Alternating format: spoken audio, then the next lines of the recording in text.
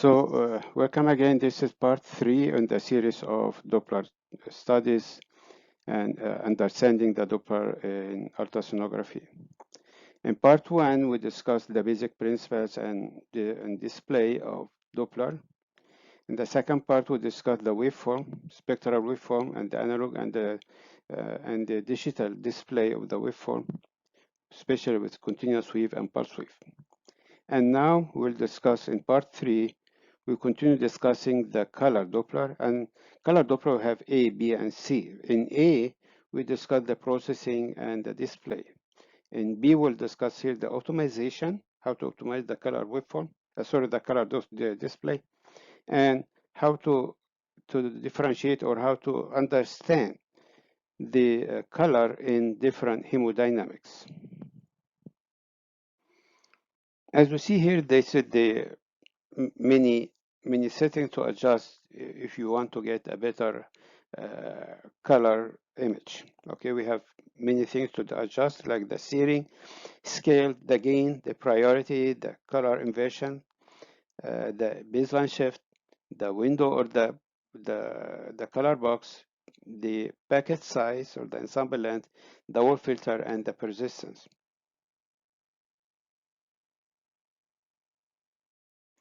First, to adjust the searing. Searing means what?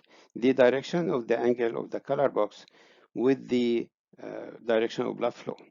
The color box, sometimes called the region of interest, or the color box simply, okay? I might change this steering to the right or to the left or in the middle based on the flow direction. And according to this, the lower the angle, I will get worse the degraded color filling. If I'm getting a higher angle, a lower angle, I will get a better filling. So lower angle, better color display, bigger angle, degraded color display, 90 degree, I have 0 Doppler shift, I will have no color display. Here, examples of steering. Steering to the right means that the Doppler wave or the Doppler line is coming from the upper left to the lower right in this direction. And we have here the flow is toward the transducer. That's why it takes the red color. Here, steering is 90 degrees. That's why I have no flow. Either side or there is flow, but there is no flow by color. Okay. So here the steering is to the left, so it means that it's the opposite direction away from the transducer. Sometimes if the angle is not correct, or you might need to better angle, we need to do what we call the heel-toe maneuvering, adjusting the probe towards or away from the flow. So getting more angle or less angle based on the direction of the heel-toe. And we discussed this originally with the spectral waveform because it's much sensitive to the angle. The second point to discuss is the velocity scale, or what is meant to be the Doppler PRF. What is this? It's adjusted based on what I'm expecting to scan. I'm scanning lower velocities, for example, a vein, or sometimes arteries that might they might need a lower scale, like the arteries, like the vertebral arteries, or the PTA, the posterior tibial artery, or the dorsalis pedis arteries in the lower extremities. These are having lower velocities. In this condition, I need to do what? I need to lower the scale a little bit. It's not the scale that I'm using to scan higher velocities, right? So lower velocities lower the scale. Why? Because lower velocity need some more time in the listening time. If I increase the listening time, what happened to the PRP will increase. PRP will increase, the Doppler PRF will decrease, and this is why we need to lower the scale in scanning lower velocities. So lower velocity, lower scale. What if I'm having a higher velocity, expecting higher velocity? For example, the CCA or the femoral artery or the brachial artery, okay, in the upper extremity brachial artery. So what we need to do here, we need to increase the scale a little bit. Why? Because I'm expecting to scan higher velocities. Higher velocities does not need that long time in listening. That's why it's better to have a higher PRF to scan the higher velocity. So again, higher velocity, increase the PRF or increase the scale. Okay, so the scale is shown, how you can see it, when you have the color bar or the color map, at the both ends of this color map, you see the scale is written in numbers, all right?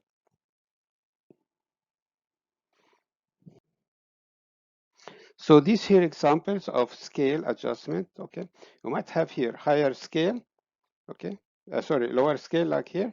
What happened here? The same artery will show there is aliasing. What happens here? The scale is too low for this velocity. That's why it will show aliasing. So I'm having here scale 4.1.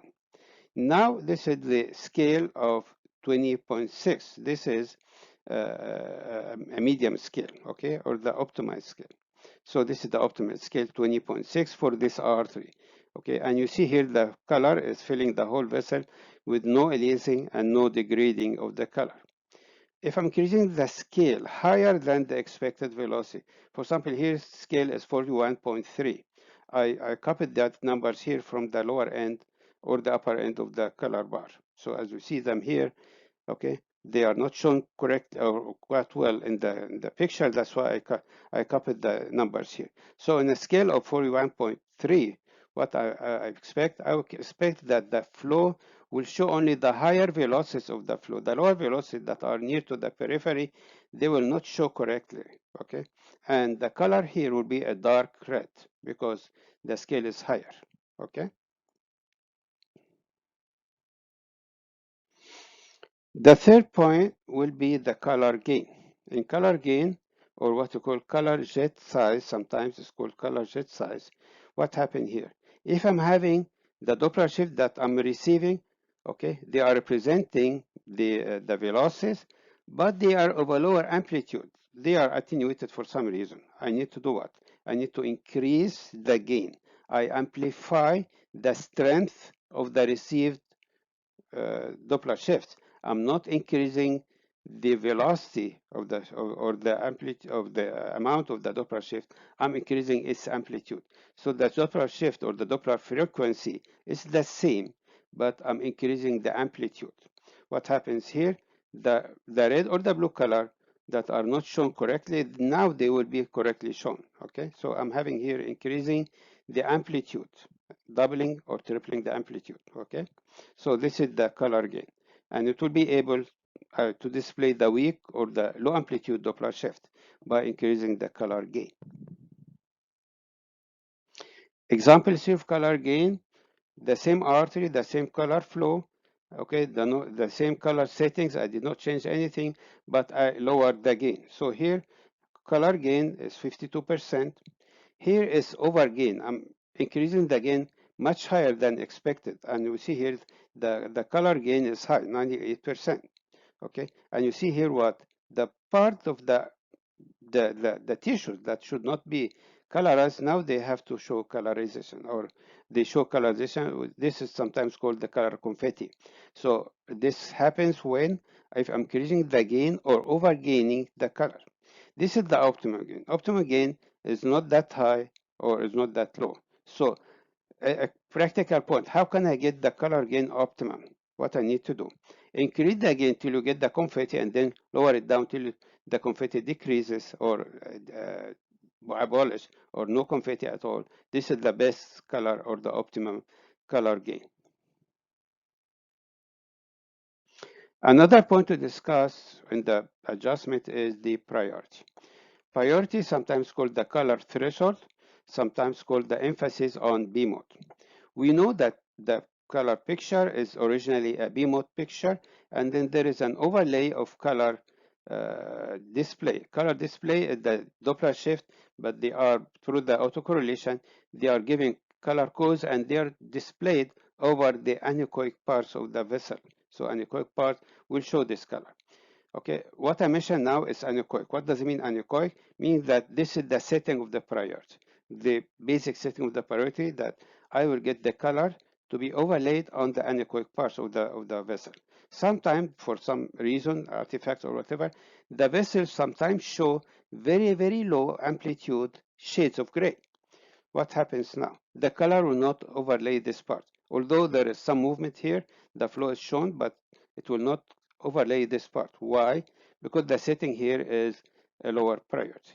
Now, how can I adjust this? How can I adjust? This is what we call the priority setting. Okay, so the priority determines whether a particular pixel on the image will display a color or a grayscale data. Okay, so typically the system overlays color information on the pixels of anechoic areas of the grayscale image. If there is an anechoic area and there is movement here, and this movement will create a color, this color will display on the pixel at this point. Now, sometimes we don't have enough anechoic area in the vessel to show the color, and I need here to change the priority. What is the priority now setting? How you can see it? This is here the next to the color bar or the color map. There is a grayscale bar here next to it, and along this grayscale bar, there are a simple line or a small line here. This line is the priority over the grayscale. So priority setting actually is setting on the grayscale, and I'm allowing how much of the color or how much of the grayscale to be colorized. Okay, many systems allow adjustment of this. We call it the grayscale priority on a scale that is displayed next to the color map. Okay, so how can I adjust this priority? There is some soft key, or sometimes it's a hard key in the console. Okay, or if there is a soft key display, you can also adjust it. So look for it in the priority and you'll find it. Okay, so this is the priority. If this priority is having two types of priority, either what you call the grayscale priority or the color priority. This is opposite to each other. Okay, let's talk about this grayscale priority, and this will be the opposite of the color priority. All right, so in the grayscale priority is what? Is keeping the grayscale information being displayed without color data. If I'm lowering the grayscale, I'm increasing the color priority. So if I lower the grayscale priority, I'm increasing the color priority, and they are vice versa. Okay, so let's have here example. This example here, we have reduced the grayscale priority. As you see here, this is a grayscale, and the priority is reduced down, going down. What happens here if I reduce down? I'm increasing the color priority. So you can see here that the color displays over the periphery of the vessel. The periphery of vessel, usually, if you look at in the grayscale part of the vessel like here, there is some grayscale hue here. This will prevent the display of the color. If I want to have color display filling the whole vessel, I have to overlay this color over this low amplitude or lower grayscale shades. So I'm lowering the scale, going it down. I'm allowing more color display. Even if you see here, this is some lower blood vessel here. Okay, it also displays the color, although it has some shades of gray inside. So reducing the grayscale will gives more overlying color. So I'm lowering here the scale, I'm allowing more color to display. Let's go to the next part. So let's go here to this next part. This is here, I'm increasing the gray shade or the grayscale priority. I increase it high. What's happened? The color will not be the color will not overlay the gray shades. So the gray shade will be protecting itself. It will not show the color. So the periphery of the vessel, as you see here, that have this defect or this artifact near to it that shows these lower gray shades, okay, they will not be colorized. Why? Because I'm increasing the gray scale priority. I increase it high, the color priority will be lower. So I have here less color priority. Okay, so it will display only if there is anechoic. Anechoic area will show the display, but not the gray shades that are near to the vessel. Usually these are artifacts because of a lot of things, okay? But usually these are artifacts. The fifth part or the fifth adjustment is the inversion, invert color map, okay? When I say invert, I'm inverting the color map. I'm not inverting the color of the vessel. I'm inverting the map, and accordingly, the vessel of the color of the vessel will be inverted, okay? So when I invert what? I'm inverting the color map or the color bar. Okay, so this one here, these are the same vessel, the same setting, everything, but I changed or inverted the color. So the toward the flow will take the red color, away from the flow here will take the blue color. If when I invert, the toward the flow will take the blue and the away from the flow will take the red. So what I'm inverting the color map. Accordingly, the color display will be inverted because I'm not changing the flow of the direction of the flow. I'm only changing how it should take the color. And this is what we call color invert. Sometimes we'll say, some people will say, okay, what is the importance here? It's just simply, it's better to have the arteries in red and the veins in blue. It's just psychological, but inverting the color from red blue or blue to red, it doesn't have any effect on the clinical settings. Clinical setting, the clinical display is not affected by the inverting the color, but it will help me to see the flow better, to see the arteries in red and the veins in blue. Again, they don't inverting the color, they will not change the clinical setting or the clinical meaning of the color Doppler. Baseline shift. This is something that we don't use it much of the time because we keep the baseline in the middle. What is the baseline? This is the black area that is between the towards and away, between the red and the blue. There's a black color here. This is the baseline. If I increase the baseline up, same story. If you have the pulse wave, okay, sorry, if you have the spectral waveform and you elevate the baseline, what happened? The flow toward the transducer will be wrapped around down. It will show as if it's going away. So in here, if I elevate this is here the baseline, this part, the black part here, I put a circle around it so you can see it better. So if I'm increasing or elevating the baseline up, what happened? The flow will start to take the opposite direction as if it is going away. It is forward flow, but because of elevating the baseline or changing the baseline higher, I'm forcing the flow to take the opposite direction, so it will take the blue color here, okay? And the opposite will happen, vice versa. If I'm lowering the baseline here, what happened? The flow away from the transducer will be forced to take the color of the faucet or toward the transducer. Again, changing the baseline doesn't have big effect on the clinical settings, and we don't need to do it much of the time. Usually keep it in the center of the color bar. But again, this is how it looks like if we elevate or lower the baseline. It's the same vessel. I did not change anything, but this is the same vessel, the same setting, just change the baseline. Width and depth of the color box. The width of the color box means that if I'm increasing the width, meaning make it wider from right to left or left to right, I make it wider, what happened? I'm involving more scan lines, more Doppler scan lines in the color box, and this will increase the load over the picture or the frame to finish, because each Doppler line, it requires a packet of size. If you remember this, a packet of the Doppler packet or the color packet, or what you call sometimes ensemble length. This is here. If I'm increasing the number of scan lines, I'm adding more pulses to be fulfilled for the frame to finish. That's why it will dramatically lower the frame rate. Okay, we call it the temporal resolution. Temporal resolution will be degraded if I'm increasing the color or the width of the color box. Okay, if I make it narrower, I'm lowering the burden over the frame. The frame will take shorter time, and that's why we have the time of the frame will be less. I will get higher frame rate or higher temporal resolution or better temporal resolution. Okay. Another thing in the color box, which is the depth or the height of the color box. Okay.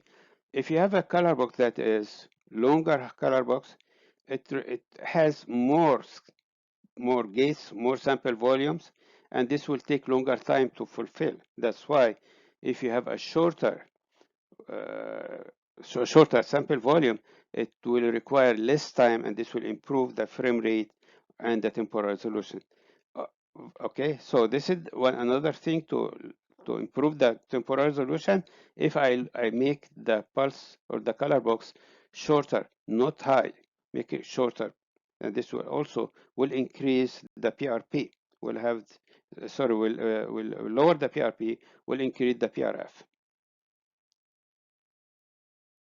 The packet size, or sometimes called the color packet, or the ensemble length, is what? Is the number of Doppler pulses that are running along each scan line.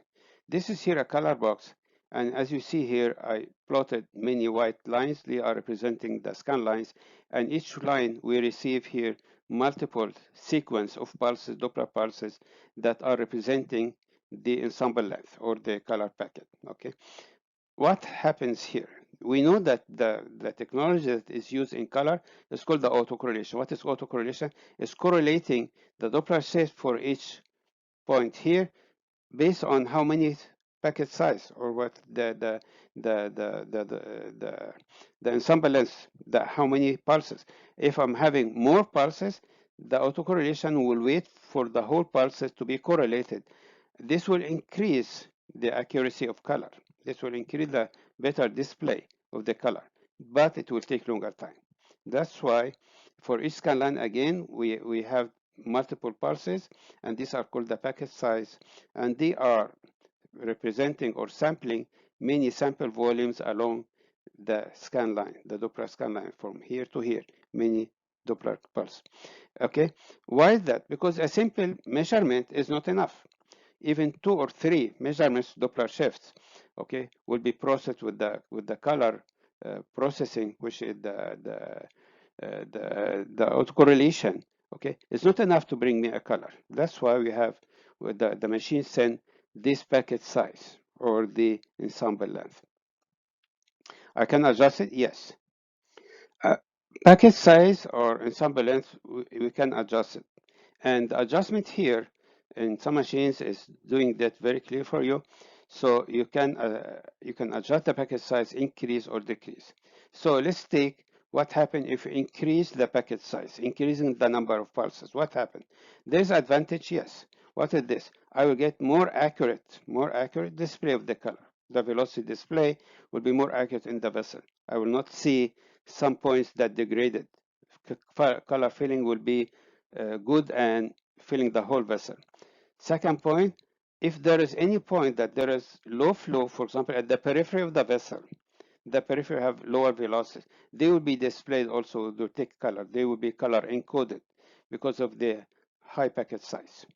But high packet size, it doesn't go without bad effects. What is the bad effect? It will degrade the temporal resolution. This is, everybody knows this. That's why we have to adjust, as we mentioned here, we have to adjust the packet size in a balance between the accuracy of the velocity and the temporal resolution. If you see that the temporal resolution is degraded, okay, lower the packet size. One of the things to lower it is lowering the packet size. Among other things, for example, lower the width of the color box, lower the height of the color box. Okay, this might also improve the temporal resolution. Another adjustment is the filter, or the high pass filter, or the O filter, or the thumb filter. This filter is filtering off the very low Doppler shift, the lower velocity Doppler shift. Okay, what happens here? These lower velocities, sometimes they represent artifacts. That's why I might be able to remove them. Removing them is by increasing the filter. So what the filter is doing is ignoring in the display of this low Doppler shift. Okay, so how can I tell if this filter is high or low? If you look at this, the black area here between the colors, okay, it has a certain thickness. The more that I increase the filter, the black line here in the middle will get more thicker. So this is one of the things that can help me to tell about the filter. Is it a higher or lower filter? If I look at the thickness here, you see here, this is more filter in this lower image here. If I increase you can notice that the black line between the red and blue is thicker here, and it is thinner in this part, thinner because the filter is low. Again, the filter is adjustable, yes. And how can it detect it? Looking at the black line in between the blue and the red. Okay, you look at here, it's thicker if I'm having a higher filter, and it's thinner if I'm having a lower filter. So somebody will ask, why am I use the wall filter? Okay, because there are sometimes artifacts that happen and I need to ignore them. I need to wipe them out from the display. One of the artifacts is what you call the ghosting or the bleed artifact. What happens here? The tissues around the blood flow in the vessel, okay, it might make vibrations in the tissues, the wall of the artery, or sometimes the cardiac muscle itself, the movement of the cardiac muscle or the movement of the arterial wall. Okay, this will create Doppler shift. There are movement here. There are little movement, but they might create Doppler shift. And this Doppler shift, when it comes to the autocorrelation, will acquire color. And that's why sometimes I need to wipe out this color here. Okay, so this one thing for the artifact that's creating by the tissue movement, this one of the artifact. Another thing that I might also need to wipe it out because of the long SPL. The Doppler pulse is longer than the B-mode pulse. B-mode pulse usually is one or two waves. The pulse itself is made of one or two cycles, one or two waves, maximum 3 waves in one pulse. Okay, but the Doppler pulse might go up to 20 pulses, 20 cycles, or 20 waves. The point that I have here a longer SPL. This long SPL might stretch out the color display and it will go beyond the limit of the arterial movement or the blood movement. Sometimes it encroaches over the B mode because it's longer SPL. So again, this is another thing that I need to wipe it out. So either wiping out the artifact of the tissue movement, or wiping out the artifact because of the SPL, a long SPL, the Doppler.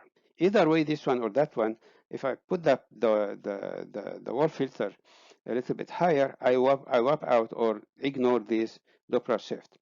But be careful here because if you put the Doppler shift, so if you put the wall filter high, you might wipe out more and more. If you increase the wall filter more and more, you will wipe out more and more of the lower velocities. And if you look at the lower velocities in the artery, they are usually near to the wall because of the, we know that if you remember something called the parabolic flow, the wall, the flow toward the arterial wall is much lower than the velocity in the center. These lower velocities of the blood, these are real movement of blood movement. They might be wiped out if I increase the filter more than necessary. So the filter should be kept very carefully, very wisely. When you put the filter high, we need not to increase the filter above a certain limit because you might ignore some clinically important blood flow.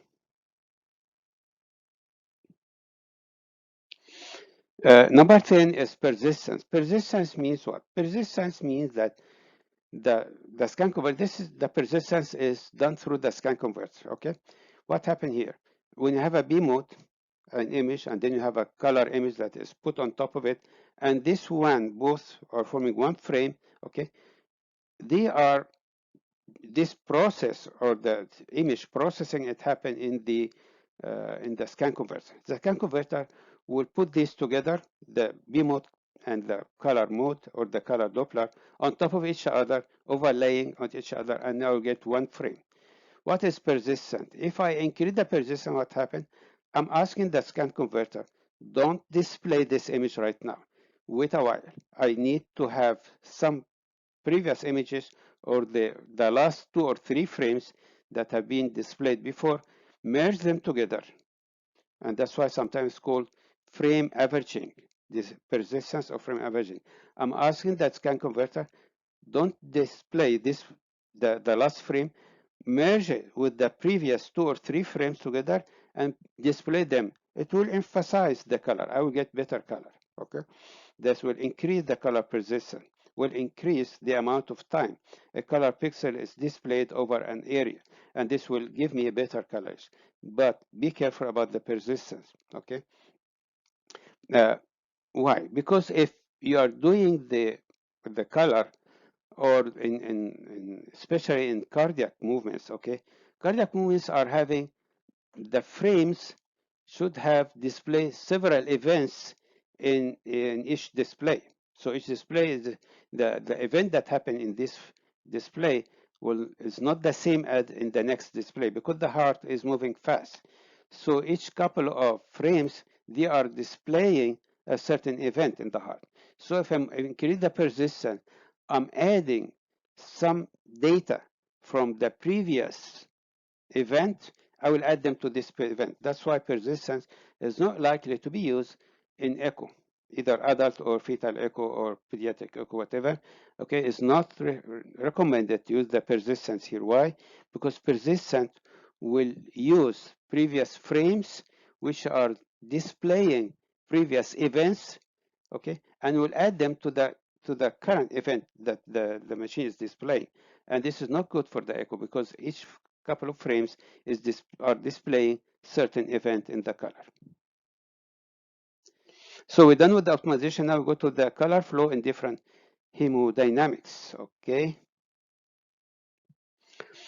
Okay, laminar flow, how it looks like. Laminar flow, it looks like what? We have darker flow near the periphery and lighter flow in the center. Why? Because in the center of the flow, I have here light color.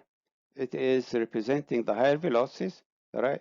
And the periphery will show darker color because it represents lower velocities, okay? So in the laminar flow, I have dark and light colors of the same direction, same color direction, either the red or blue. In turbulent flow, what I will have? In turbulence, what happened in the turbulence? If you look at the turbulence happens when? When we have the Reynolds number more than 2000. I'm reviewing something here, okay? So the Reynolds number, which have 2000, I will get the flow start to shake and then become turbulent. Turbulence means what? Different directions of the flow and sometimes different velocities also. So different velocities, different directions. Sometimes there is a reversal of the flow. The flow is going backwards. So changes in the direction will get me the two colors, the red and the blue, will be displayed in this vessel. Okay, but some of the area that red, if they are having the typical display, the red will be representing the forward flow and the blue will represent the reversal flow. This combination of colors with different hues, different shades, with different directions, this sometimes is giving what we call the what we call the mosaic appearance, mosaic color. The mosaic appearance is representing the Doppler turbulence. Sometimes also, if you have the variance mode, this one I need to add it here. The variance mode sometimes it helps in the display of the turbulence if you have a variance mode. If you don't have a variance mode, the turbulence will show as mosaic color here, like here. This is mosaic. This is here the aorta, aortic AAA, aortic aneurysm, and you see here the flow is forward and backward flow, backward flow in the same aneurysm. So again, this is here. The two colors are shown in the same spot or in the same pathology or in the same vessel. This is sometimes called the mosaic. Sometimes here it's called the yin-yang sign, if you remember this, the Doppler aortic aneurysm. Color releasing. Color releasing is an artifact, okay? It happens because there is mismatch between the setting of the machine, which is the PRF or the scale, in comparison to the velocity I'm scanning. So, for example, if I'm scanning a vessel that has a very high velocity, for example, if there is a stenosis, okay? What happens in the stenosis? I will get very high velocity in the stenotic area. And this might not be the same setting of the machine to handle this. And that's why you have here the velocity will show in the opposite direction. It will take the opposite color, okay? Usually what happens here, the opposite color will show if you have a vessel that has a high velocity and the machine setting is not that high enough, the PRF is not high enough or the scale is not high enough to handle this high velocity, the part of the velocity that will show aliasing is the part that is having a higher velocity than the rest of the vessel, which is usually the center of the flow. For example, here, okay, look at this drawing here, or sorry, this color display here. We have in the center of the vessel, we have here color that is not forward flow, it's backward flow.